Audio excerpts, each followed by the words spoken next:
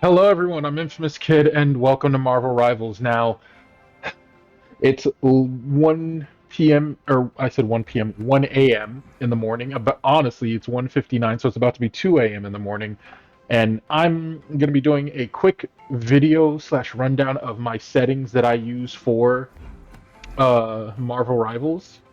And the reason being is because I've been noticing that there's a lot of settings videos going around for different controllers, and this is a controller settings video.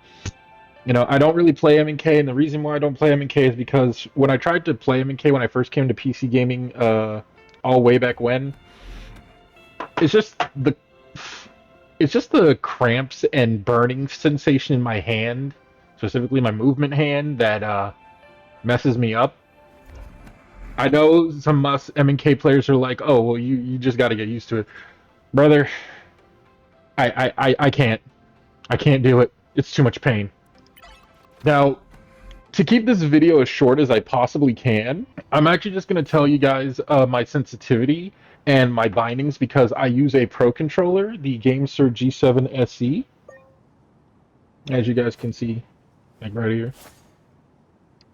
This Pro controller has been the best thing that I've ever gotten, and I'm happy to say that I've purchased the GameSir G7 Pro, which is their new upcoming updated Pro controller that has even more back buttons than their standard two back buttons that they have on all their controllers, and some upgraded tech inside of it to make it even better. That being said, as you guys can see here, I'm a support lord.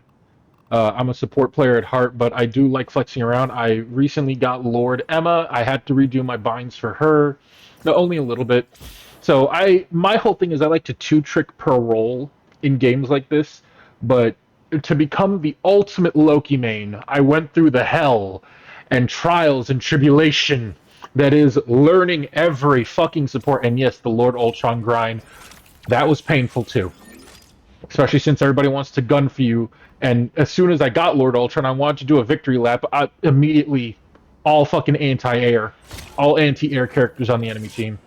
Fuck y'all. But here's the thing, and I think what the best way for me to show off my settings is to actually reset them and rebuild them. This is gonna be a long-winded one, but I'm only gonna do it for the base heroes, and then I'm gonna go through and reset everybody back to normal. One thing I will say is that what I did with the changing of my binds was actually setting up controller so that it is in line with M and K. And the reason why I say that is because on M and K, um, well, for controller, usually what your mobility button is your left shoulder button. And I'm saying left shoulder because for PlayStation it's different, for Xbox it's different. Xbox we call them bumpers. On PlayStation I know it's L1, R1. I believe I know y'all's are numbered. I just don't know what number is what. But for the sake of universal standards, I'm going to call them shoulder buttons. So I play on a sensitivity of 180, and I got this number from a guy named Sox Gaming. He does a whole bunch of controller settings videos, but I recently have been going through the list of different controller settings. Obviously, linear. We're linear bitches around here. For those of you guys who might be noticing that this classic curve is a new one, it's actually not. So what uh, NetEase went and did is they actually updated the aim curves so that now we have a linear option, and this is supposed to be the true linear experience, whereas this is what we've been using since day one. It's basically the exponential curve, but I think it's set to either one, two, or three, and it's also a non-modifiable curve. But I have a sensitivity. Well, first off, we're gonna put dead zone to 3 because that's how I can get away with. I can get away with that on the GameSir. On my GameSir controller, we're gonna set the sensitivity boost to 20. So what essentially sensitivity boost is, guys, is that this is a percentage increase of what your current uh, sensitivity is. So this one is, even though like maybe take mine as like a baseline of what you want to do. Also, I have this is how this number right here is actually how fast it takes for the sensitivity to kick in. Setting it to a max of 100 is basically 1 second. So try and figure out how you want to do it with with these percentages. I think, yeah, this one right here is fine.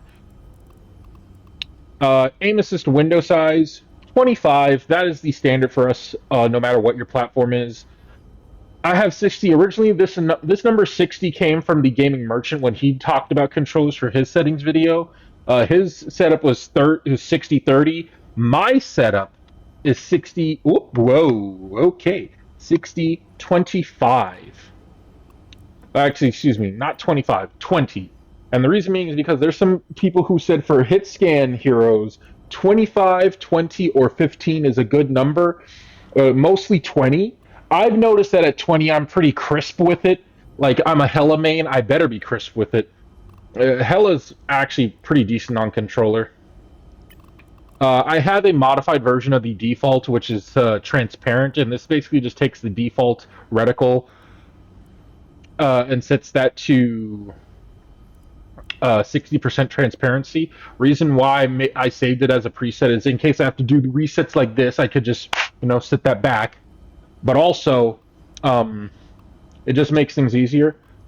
Uh, I also have weapon-based reticles in here, so melee, marksman, sniper, and rifle. Rifle is just a general rifle. I would apply this to the Punisher, but I've noticed the default just works for him, honestly. Also, it's nice for me to see the accuracy of the shotgun. I know, I understand. There's no point in me putting up shotgun accuracy when I'm going to be up close and personal. Well, to tell you the truth, guys, it would be nice to know shotgun accuracy in this game if I could. Really quickly, I'm gonna just run over here. If I knew that standing 5 meters is the effective shotgun range, because as you can see, the circle is like completely over them. And technically, this is also effective.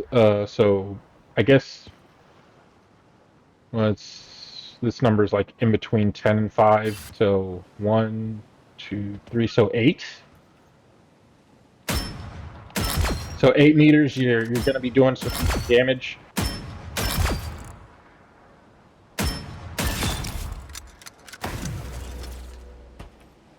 And then anything past, if the entirety of their body is in here, yeah, you're gonna do some decent damage, but you're more effective once you're in that like 8 meter range. Oh yeah, almost forgot. So real quick, going back to the settings. Um, yeah, sensitivity. That's fine. That's fine. That's fine. Allied health bars always on. No matter if you're DPS or a tank, you're gonna want to keep health bars on, and the reason being is because this is just so you can help people help understand your team. This is just so you can be a good team person. I swap melee with your B ability button. Whatever this is for you guys on PlayStation.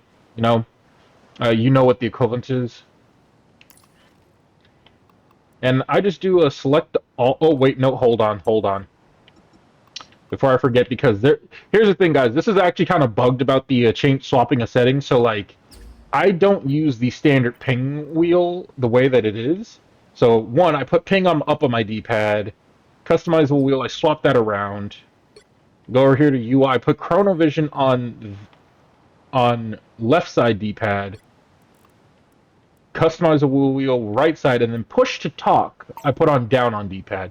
Now you guys might be wondering why would I wait to apply any of this? Well, what I found out is, guys, is that if you mess with the default settings for all heroes, like how I was about to with this mass swap of binds, the game actually does not like you changing the comm wheel or the communication stuff on your D-pad at all. Like it just hates it. The game hates it. It don't like it. It don't even love it. Now, also, we're gonna set enemy signal sensitivity. So, like, whenever I ping an enemy, they'll take priority. So, you would think that the values for this would be 100 takes more priority and 0 requires more precision. As a matter of fact, these values are flipped. You want 100 means you have to be more precise to actually ping something, and 50%. Zeros actually you'll always ping them. I After I heard that I was like, let me leave these all at 50, but let me make sure that I can always ping an enemy. That way, like I can still somewhat, ping objectives and my teammates and other things. Oh, also, I do the comms wheel a little bit different. So, thank you is right here. Status ping. So, you guys might be wondering what the status ping is. Status ping is basically the current status of your well being in the match. So, like, if I'm on tank and I have, like, low health, or actually, let me just show you like this. Basically, better signaling of you need health. Current health is 100%. Unfortunately, if you're in the middle of respawning, the game will actually like give you turn this into like a respawn ping. So like very quickly,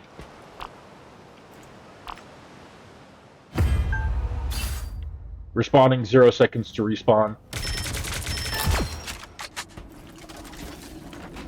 So you can warn your teammates, hey, I'm in the middle of respawning with this, as well as give them your current health status. This should be a better way of telling the support, hey, I need y'all to look at me. And for the support players, this is actually beneficial for them too, because like you could also tell your teammates, "Hey, I'm getting dove. I'm like 30% health, 20% health, 10% health." As a matter of fact, hold on.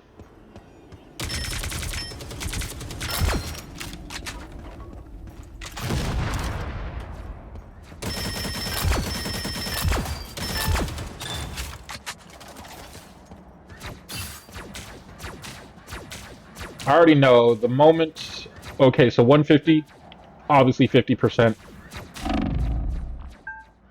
33% at 100 health on Punisher since he has his new passive buff from his anchor team up, and 25 HP remaining, 8% health. This applies differently to each character. So like on Thor, he's a tank. 100 HP missing. Let's knock ourselves all the way down to 100 HP, and now I'm at 16% health as a tank. If a tank who has like 600 HP ever pings with this system, and they fucking tell you that they have 16% health, that means, bitch, I'm getting ready to fall the fuck over. And it's perfect. So I can say thank you. I can tell people my health, and I can tell people I need backup. Now, I also have special binds in my GameSir software for me to interact with melee tanks. As a matter of fact, did I even set it up properly? Did I? Because I recently GameSir actually recently updated the GameSir software for my controller, and it was a bit of a surprise because it kind of messed up a lot of things. Like for instance, all my binds got reset back down to 0 out of nowhere. But in doing so, it's because they actually like gave more features to the controller. Like for instance, this controller supports a headphone jack, and one of the things that this controller also supports is 100 hertz refresh rate for itself. Or I said 100 hertz, 1000 hertz refresh rate. And before Game Surrey, they actually had a thing where you couldn't use a microphone in the controller at 1000 hertz, and now with this new update, you can. So if I really wanted to, I could go 1000 hertz mode. All right. So a little bit back to my settings real quick. This is pretty much how I have the comm wheel set up. Now we're gonna do the mass bind swap. I don't know what happened there. So select all, apply to everybody. Now, here's the thing, guys. I got special settings for pretty much everyone in the game. Oh, and before I forget, when it comes to character and movement input, I leave this default, and the reason being is because when I mess with this to make it a little bit more precise, I notice on the flying characters, they become a little bit more wonky, and Storm is actually one of them. Like, see how I'm moving forward? Like, it starts to tilt this way for her when I set it to, like, 15, when I set the value to 15, so, just leave it default. Just leave it default because it basically messes with the flyers. I also have very specific settings for Storm whenever I do player. And here's the thing, guys. Despite me being a support lord, I'm truly a flex player. I play whatever the fuck I'm feeling, man, or whatever can help the team. I'm not one of those picky people. But that being said, general settings, everything is turned off. This was a new feature that I tested out. Hero selection, a wheel cursor alignment. Essentially, what this does is it basically snaps your cursor onto whatever character's profile images, so you can select them. It's a cool feature and concept, but I've noticed that there are times when you want to go over to somebody and it's like you want to flick over and it's doing like how it is right here, where it's like pulling me back a bit. So I leave it turned off and I just you just get used to it. You just let yourself get used to it. Um, yeah, so on to specifics. For my, I'm just gonna keep this to Thor, Loki, and Hela. So we're gonna start with Thor. He has the most changes that I need to make. So we're gonna go over here for Thor. I actually play at boosted sensitivity of 50. So like whenever I peg the stick on Thor, it's gonna increase my sensitivity by 50%. So like this is max me hitting the max dead zone, and this is 50% boosted.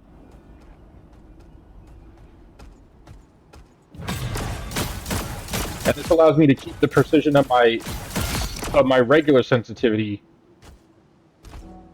while being able to do quick turns.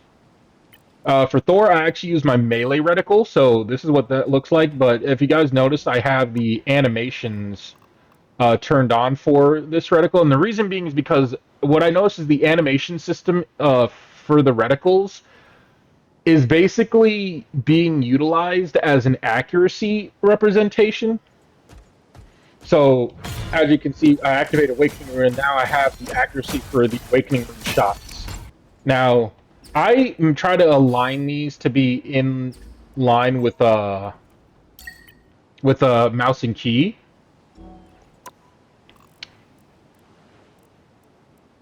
And essentially, like, so I have to do this sort of like makeshift throwing things around with the binds. Reason why so like over here for the movement, ascend and descend is for Thor's ultimate.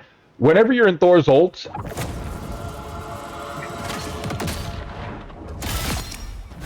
you want to be able to have the freedom to move up and down as you please. And it just allows you to control the up and down. The reason why you see me bind it to left stick and X is because for some reason NetEase does not allow you to overlap binds. So even though this is an alternative flight mode, the game does not like it whenever you swap the binds that are like overlapping already, which to me is just weird. Like they already overlap. Why can I not? You know, are they not independent? What I think NetEase really should look into is making characters that have the ability to temporarily fly, like they have an alternative flight mode. They need to be allowed to change their binds as they see fit. Now, that being said, the reason why I have these binds over here for Thor's Mjolnir and Thor's other abilities, the reason why I had them set up like this is to make them in line with PC.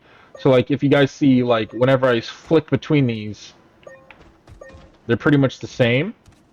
But go over to one of my other mains, which is like Wanda, which I'm gonna have to edit afterwards. You'll see right bumper is Wanda's movement.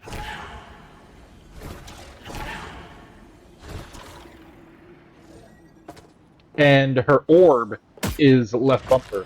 When movement abilities are always on the left bumper and your tactical abilities are on your right.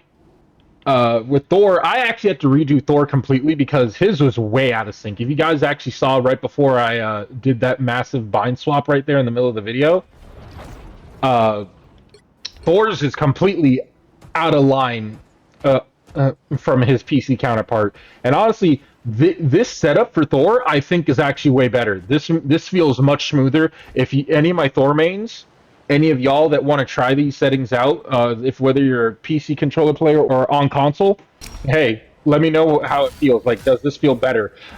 Here's the thing: I know moving the movement ability off of the left trigger is gonna feel weird, but trust me, let it sit in for a little bit. Let it soak in your mind. Just let it soak in your mind, and trust me, it'll feel way better. Now on to Hela, my DPS main. She needs no changes. Her setup is perfectly fine. The only thing that I would change is probably her reticle. Oh, and also her character specific settings. So we're gonna take a look at that right now. So reticle, we're gonna give her the marksman reticle, even though I know she's considered to be a sniper. She hits more like a marksman character, and I remember somebody saying that about her when they were trying her out. I feel that I take that same sentiment. I can feel that same sentiment behind her. But this also is actually like the true accuracy of her primary fire as opposed to the other one. Like the other reticle, I think is supposed to be representative of her, or the default is supposed to be representative of her other abilities as well as her primary, which is a little confusing, but you know, here we are. This reticle also helps me to focus.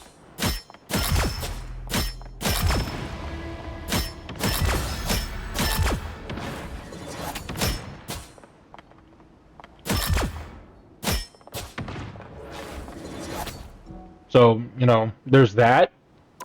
Um, slow fall, hold to slow fall on, auto slow fall off. And pretty much everything here, yeah, this is just leave this default. Up next, we're gonna do Loki. Now, Loki, he pretty much just works with how he's set up right now. The only thing that I did was I gave him this left stick bind because for Loki, it is very hard to do his ultimate. It's very hard to do his ultimate in the middle of a fight, and you have to press both sticks to lock on your teammate. Like every time I try to lock on my teammate, they just keep shifting around and moving. Whereas I could just move this and then press my left stick as a button to keep track of them.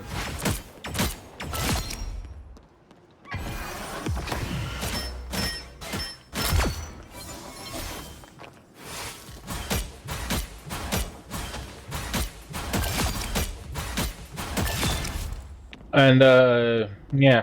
By the way, no specific reticle for Loki because there are some people. So you guys may have heard of the Gaming Merchant. He's a Marvel Rivals and Apex content creator.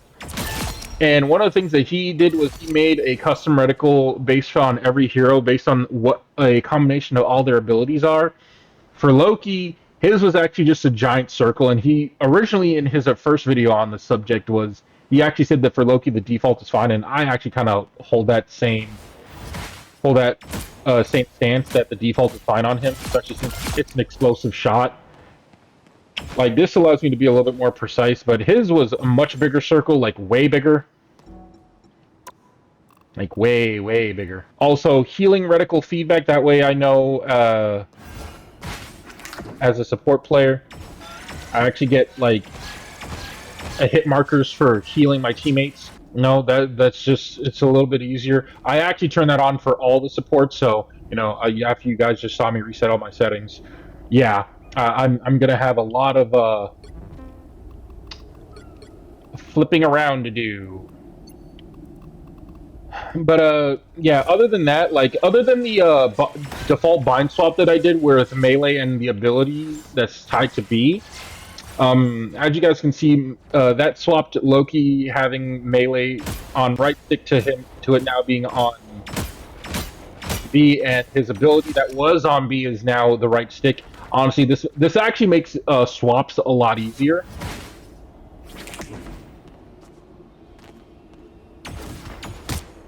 Like you can actually look around, and even if you need to do like an instant get out of jail free card, don't even have to look. Could just auto teleport to the nearest clone. But yeah, as far as I can tell y'all, this is basically my settings for everybody.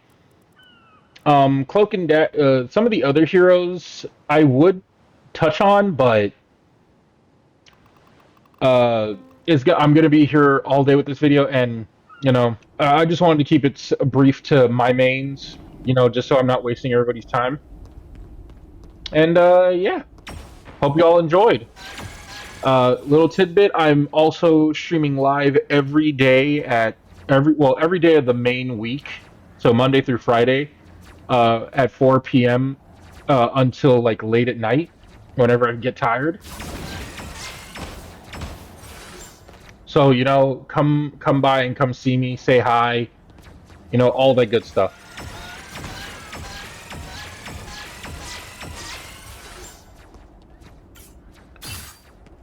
And yeah, hope you enjoyed watching.